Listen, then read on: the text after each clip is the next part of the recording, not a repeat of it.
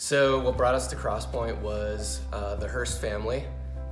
It was during the Love Dare series, and they thought of us that, hey, they could, Evan's family could get something out of this. Jess and I at the time were church shopping, and I was coerced into church shopping. I had no real interest in doing it, but it was something that she was, it was on her heart, and I wanted to be supportive of that.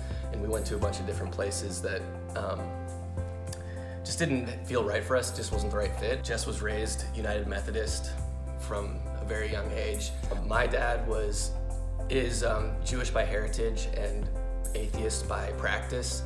And then my mom is Irish Catholic and was raised that way. So like spiritually upbringing, we did like the sampler platter of churches. We went to like a Unitarian church, a Unity church. We went to synagogue for a while. And I think it gave me some discerning taste in what I look for and when I'm trying to find spirituality.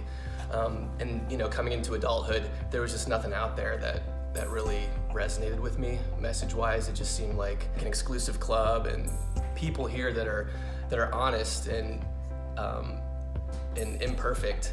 And something that sets Crosspoint apart from all those other ones is people here are just very upfront with their imperfections. But Crosspoint helped me figure out how I'm wired that doesn't discount me from having the experience of faith and being a part of something. The most valuable thing I get from Crosspoint, especially when I first started coming here, is the message will land for anyone no matter where you are in faith. And I really appreciate that. There's no prerequisites required. And you can still come to it and walk out with some practical ways to live and behave, and there's also a challenge in there for you. So you can take the message, but there's also an element of challenge. So you don't get a pass just for showing up. It challenges you to be better and not just sit still. I love taking up the challenge. It gives me, it's like this outside voice that Kurt brings that's motivating and it's compassionate, but it also is like, hey, you're in this and you've been given this gift and you gotta do something with it. What are you gonna do with it? And for me, I hadn't, I haven't had that voice in my life, and with that voice in my life, just reminding me and keeping me sharp and helping me hold myself to account on the kind of person I want to be, the kind of father and husband and member of the community I want to be, and I feel like I'm meant to be. It's been huge for me.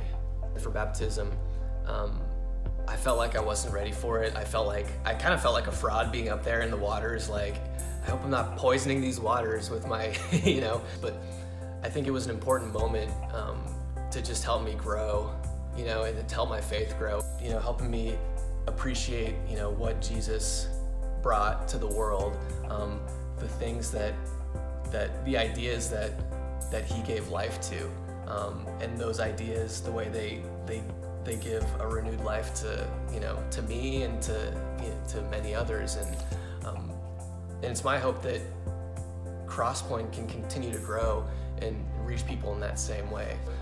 Where would I be without Crosspoint? I mean, I wouldn't be able to share music with my family the way that I do, which is one of the best things about it. My wife and I both volunteer in the band. My wife plays guitar, I play drums, and sometimes guitar when they let me. And I wouldn't have as much purpose in playing music and drums. Once my kids were born, I just didn't have time to commit to playing music with friends. But with Crosspoint, I have, because it's something that I can share with my family and build into my family and build into this community for my family, and also be giving of the community. It's given me a new purpose and it's made me better. So without Crosspoint, I wouldn't have had the support that I really needed when I was at the low point. I got some support that I really needed to write and illustrate this children's book. It's about my kid, and PJ and Van were just super supportive. When I came to them with it, and it helped me, get past the finish line, because, I was at such a low point, and that was like one of the only things that kept me going. This project that I needed to work on, I needed to finish, because, when you're applying for jobs and just getting rejection after rejection, it just erodes your soul. But having this thing that I can do for my family, for my kids, and hopefully other people, that kept me going. When my friends and other members of the church, tell me about their story with it, it just melts my heart. And it's like, that's the reason right there. That's what kept me going. Without Crosspoint, I'd be afraid to be who I'm meant to be. But the spiritual renewal that Crosspoint brings to the community, I'm finding my purpose, and I'm embracing the beauty and mystery of a purposeful life.